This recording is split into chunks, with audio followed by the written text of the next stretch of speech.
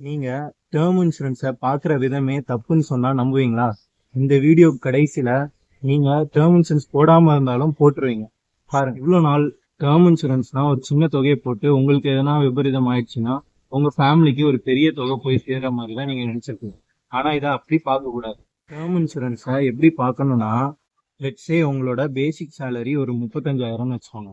இதுக்கப்புறம் 25வது வயசுல நீங்க 35,000 வாங்குறீங்க. இதுக்கப்புறமும் 35,000 தான் வாங்க போறீங்கன்னு வச்சுக்கோங்க. உங்களுக்கு ஒரு வருஷத்துக்கு 4,20,000 ரூபா.